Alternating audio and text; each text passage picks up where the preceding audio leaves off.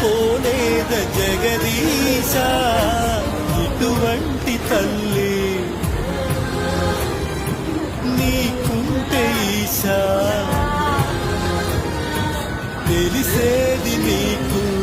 ఈ తల్లి ఘోష నీ కన్ను అది చూడదా ఈ కంటి తడియారదా ఏ నోములో చిందు ఏ పూజ చేసిందు పరమేశ నీ వరము పొంది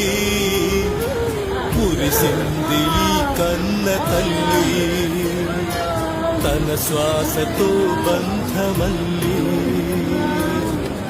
ఎలా అయితే వస్తుంది